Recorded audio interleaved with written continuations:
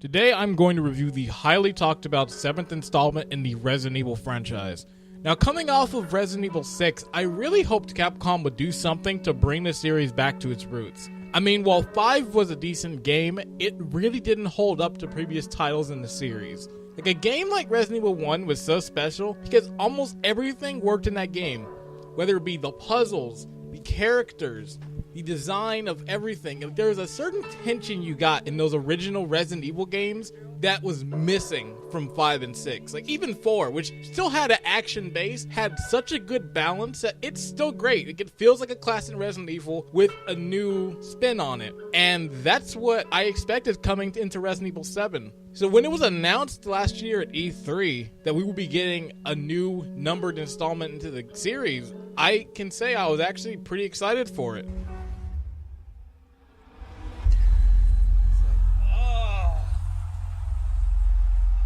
I've been waiting for a long time for Resident Evil 7. Like, that looks good. It doesn't look like 6.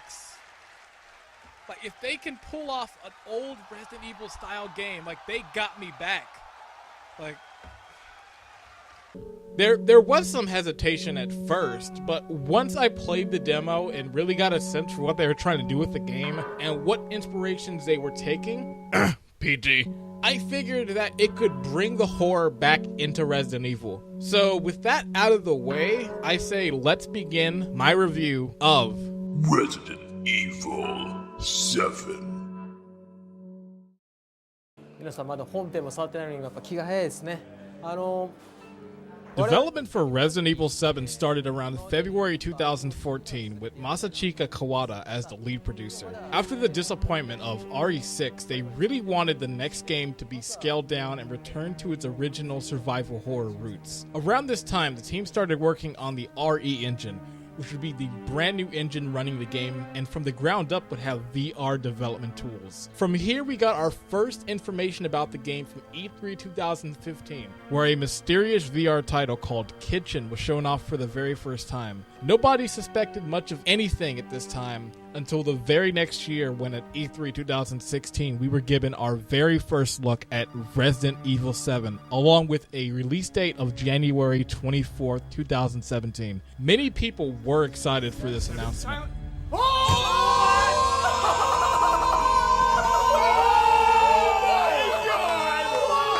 As it seemed that the game was in good hands, that they had everything planned out, and that they finally were listening to what the fans had asked for the past few games. Throughout the rest of 2016, we got more coverage for the game with trailers, gameplay, interviews, all the way until its January release date.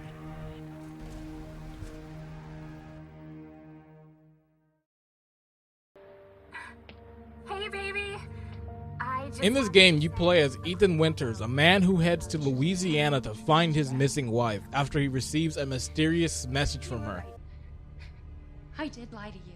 I shouldn't have. All I can say is that if you get this,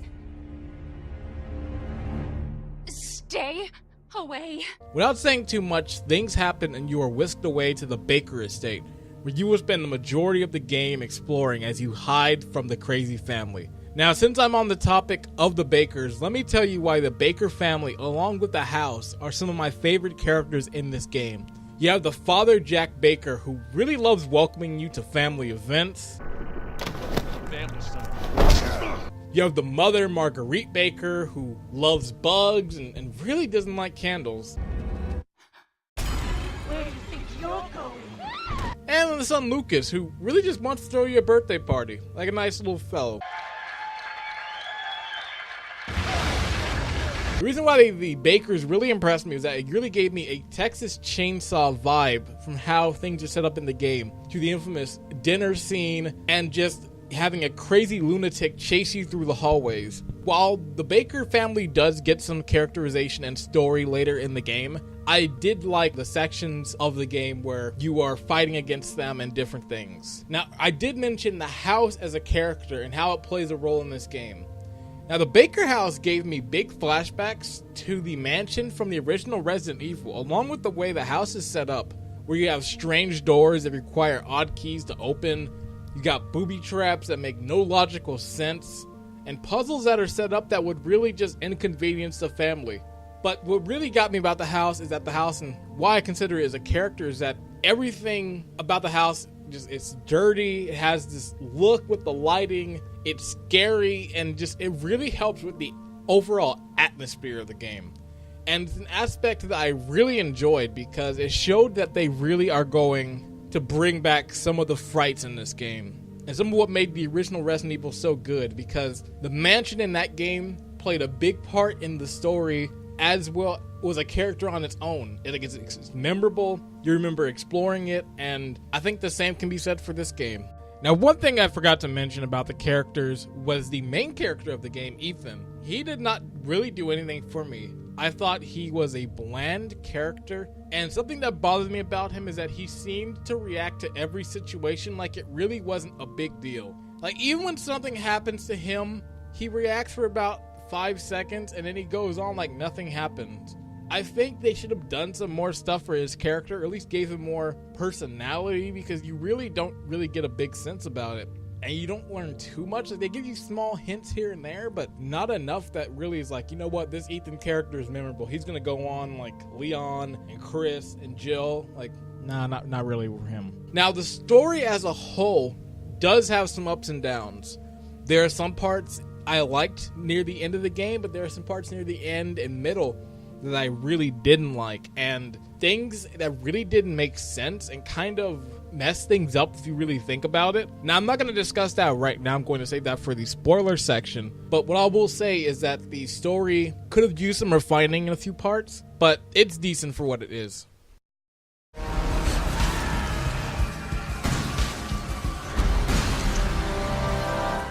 The gameplay for Resident Evil 7 takes a new turn in the series as it changes the perspective from third person to first, which angered many fans as they felt that it was trying to take the approach of recent horror games like Outlast and Amnesia Dark Descent. I personally am indifferent to this. I would have loved to see something more towards the original with a third person perspective, but going in a new direction can bring new things to the table. And after Resident Evil 6, I guess they wanted a blank slate, so they decided to change it so it could stand on its own without being compared to the last few titles. Despite the perspective switch, the game still manages to maintain some aspects from previous games, as you will still have to watch your ammo and decide whether it's worth it to save your bullets for bosses or use them on regular enemies. Inventory management is also another aspect that returns as you need to manage your guns, ammo, healing items, and any items you find while outside of the safe houses, which also make a return in this game. And on the hardest difficulty, Madhouse actually works similar to older titles, as you will have to use a cassette tape if you actually want to save your game, which I really enjoyed and gave me a really nice challenge on my second playthrough. Now, the Baker family will be one of your biggest obstacles in the game, as they are the equivalent of Nemesis, as unstoppable machines that are difficult to put down. My favorite part of the game is the section with the father of the house, Jack Baker, as he will chase you down and keep you on edge at all times. Like, that entire sequence was my favorite part of the game. And even during my second playthrough, there was still some tension around each corner, like not knowing when he would come up and just hearing him like walking around. Like, it's great. So when it comes to the combat, it's pretty standard. You have a gun, you aim, and then you shoot at enemies. I generally didn't have many problems with it. Like, it's standard FPS stuff. The only thing I can think of, and it's probably one of the bigger ones, is that the aiming could have used some work, as certain times it was hard to perfectly aim at enemies and didn't really feel as smooth as some other shooters that are out there. This problem luckily is solved in the VR mode, which I will go into more detail about later. And speaking about things that could have used more work were the boss battles for the game. The first two bosses were great, and I had fun fighting them. But after those two, it didn't really get better, as the bosses consisted of just shooting them into oblivion till they turned to a fine paste, and that's really it. I think if the later ones had more that you were doing to take them out, it would have been a bit better, and I probably would have enjoyed it more. One of the bigger aspects of the game are the VHS tapes, which you can find throughout the mansion. Each tape follows a new character as they are put in a situation by the Bakers and must survive. Every time I got a new tape, I was excited, as I wanted to see what new thing I would learn from the tapes. as they kind of acted like previews of later sections from the Baker house, as the tapes would show you something, and then when you get to that place later on in the game, you now knew what to do and what things to look out for. So an example of this is the tape you find in the demo where they find a hidden switch under the fireplace. So once you finish the tape, you know under the fireplace is a switch, you can go pull it, and now you have found the secret path, which I liked when the game did that. And these moments were some of my favorite, but sadly, there weren't that many in the game. And I thought it would be a good idea to break these moments into DLC that they could sell people literally a week after the game, which I think is ridiculous and is more of Capcom's bad practices at work, as these easily could have been in the game. Like, there is no problem whatsoever with it. So overall, the gameplay portion of Resident Evil 7 was fine. I thought they did a good job, and I enjoyed playing the game. So much, in fact, that I beat the game 2 times, so I enjoyed it. I don't want to do this. Now, one of the more interesting things about this game is that this is the first AAA title to be playable from start to finish in VR. I knew right from the start when they announced it that it would be my mission to play this game in VR. So when the time finally came, I got my PlayStation VR headset on and was ready to play the game. But what I didn't know at the time was that this would be a big mistake on my part. Now, if you've never done VR before, it might be a bit hard to explain this section, but this game is absolutely insane in VR and really makes 2D weak in comparison. It's really something watching a video of it, but it really cannot convey how crazy things look in the headset. Like, everything feels more personal, and any moment where a character gets in your face becomes 10 times scarier than it would be if you're watching it on a TV. Like, even moments that I knew were coming from the first hour of the game still were terrifying to play and didn't help me in the slightest. I'm trying to run. And this dude's quick, too. This dude will be...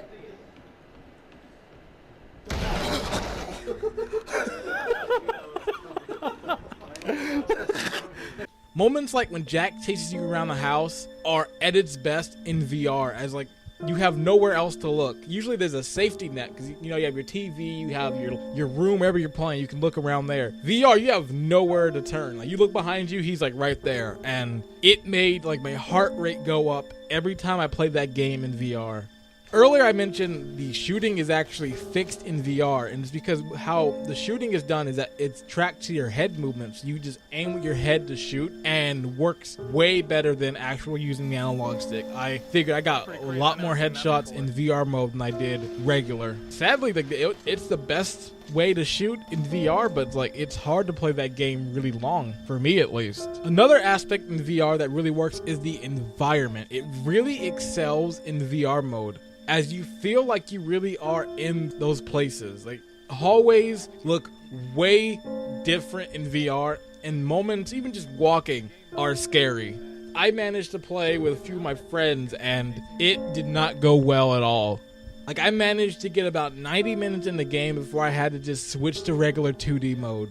As of this review, I have not played the entire game in VR. Despite me being a big chicken, the VR mode in this is amazing, and really shows the possibilities of where virtual reality can go for gaming. So if you have a VR headset and you do not have Resident Evil 7, you need to get it for this game, because this really is a killer app for this thing.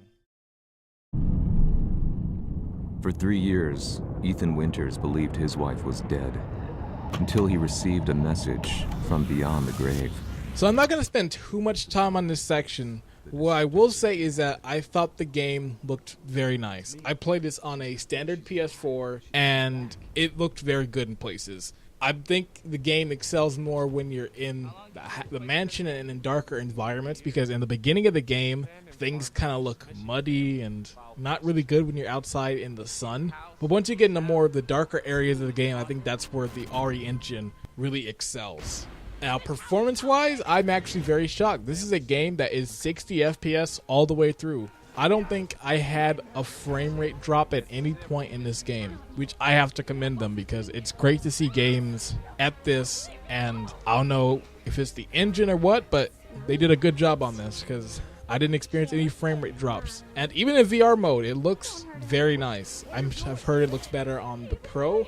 And the Pro version, of course, does look better on this game. I haven't seen it in person. But graphically, the game is pretty good. If you're looking for the graphics, then go to PC as you'll get the best performance. But I think it's nice on all the consoles.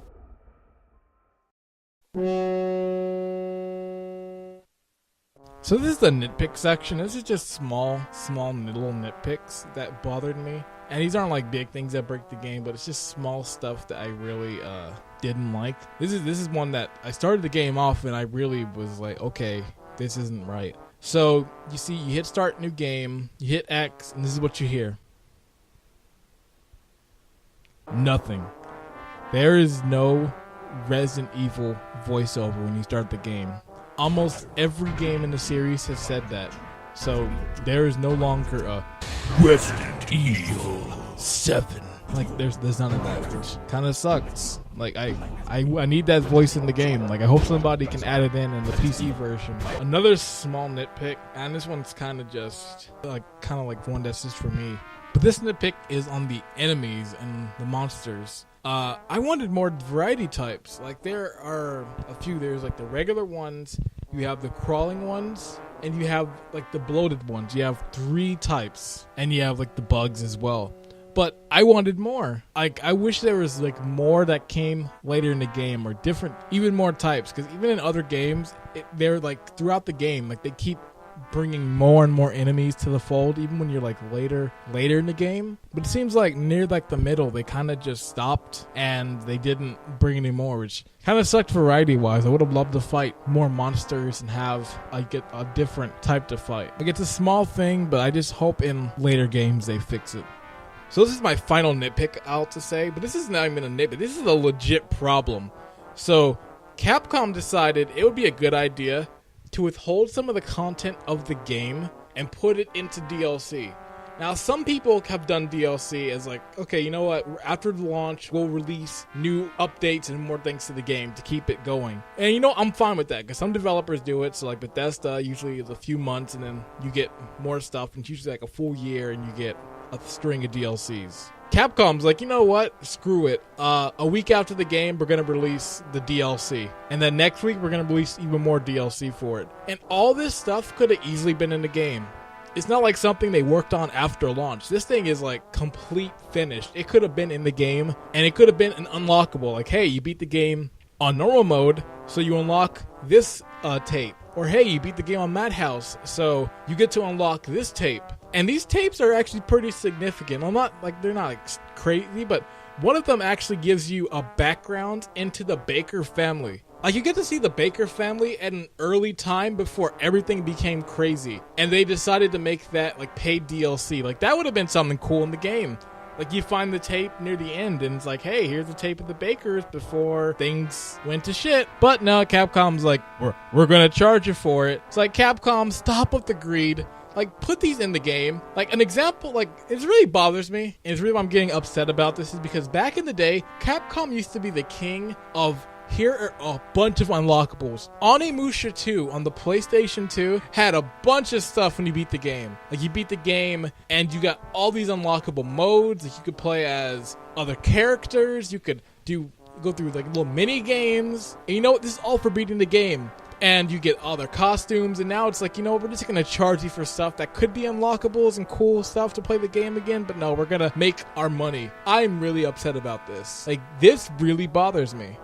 I wish this practice just wasn't around. I wish developers could just know, you know what, we're gonna put this content in the game from the start, and if we are gonna do DLC, it's gonna be months after the fact, and it's going to be stuff we work on after the game's release to extend the game's length and add more content to it. That's good DLC. But this, like, it's cool, but why? It could have been in the game. And I'm going way too much into this, but I guess to end this section, Capcom, no, stop.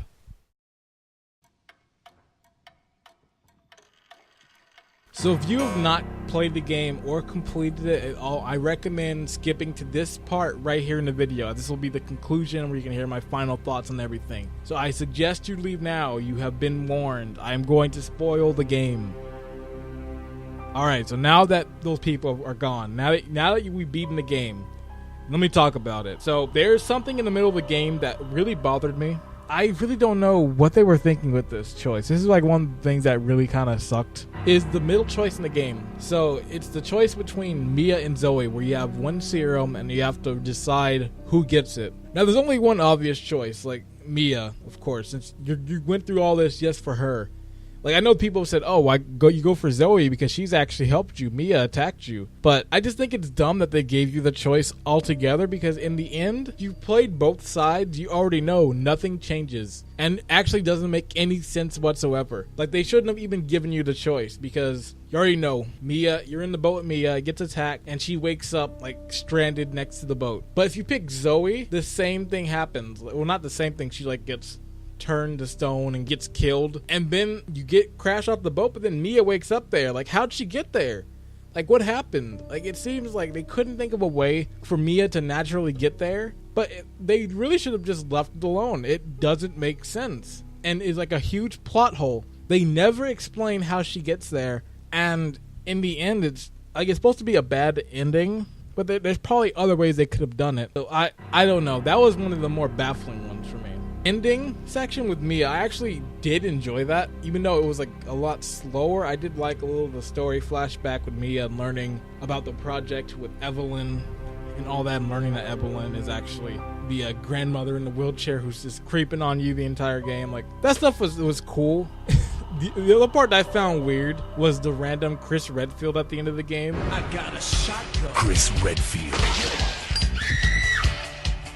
Which I guess we're going to learn about in the DLC that comes later this year. It's like, yeah, I'm Redfield. I'm here. Like, I didn't know how to think. I was like, oh, it's kind of cool. Like, I guess it's like to give us a connection between previous games. Another part that I also liked, even though it's sappy and people were probably like, it's stupid, is when you have a conversation with Jack as Ethan when you're like inside a little husk and he's telling you to stop Evelyn. Like, I kind of liked that section, even though it's like, oh, you already knew he's like a good guy, but it was just kind of cool seeing him like that, just talking, just like, hey, like, stop her, like, save my family. Like, I actually enjoyed that for what it was. Another thing I really need to talk about, those later boss fights. Marguerite's boss fight was nasty and gross, and the mutated Jack fight really was like, okay, I wonder where I need to shoot him at. Like, I wonder where I have to fight him. That fight kind of sucked too. And the final boss, that's not even a final boss. It's like, you shoot the head a few times, and then it's pretty much like cutscene mode. You can't die. It kind of, actually, it wasn't kind of, it was really disappointing. Like, I really expected more for that final boss. Like, when RE5 has a better final boss than you, like, something is up. I really wish that game had a better conclusion, at least into a boss, and like really things amped up. Like, I kind of did with like all the flashbacks, but I expected more. So I don't know, maybe development became like rushed and they couldn't get like what they wanted. Like, it seemed like it could have been a bigger fight, but it got cut. But I really don't know. I guess with these things, I guess I will end the spoiler section now. There's probably way more I can go into detail with, but these are just some of the small things that I wanted to at least discuss in some more detail. Go tell and roadie. Go tell and roadie. Go tell and roadie that everybody's dead. Overall, I enjoyed my time with Resident Evil 7. Despite the change in style, at its core, the game still feels like a Resident Evil game, and doesn't bring the problems that the previous two games had. If Capcom can keep this for future titles, then Resident Evil could return and do some great things. The shortcomings of the story didn't bring down my overall experience, as the gameplay and world that 7 builds kept me all the way to the end, even enough to play the game the whole way through 2 times. So I guess that's something. Overall, I would say check out Resident Evil 7. It's a fine game. If you find it at a Redbox, pick it up. If you can find it on the cheap, pick it up. I'd probably give it a high 7 out of 10. Good recommendation. Check it out.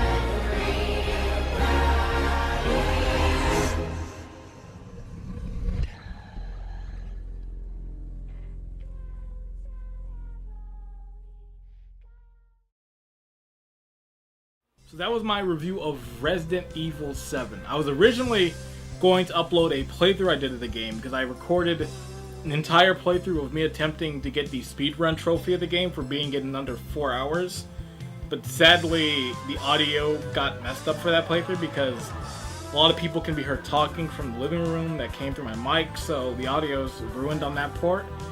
But I decided I have this entire footage of the playthrough, so why not do a review of it just because it's a waste of footage.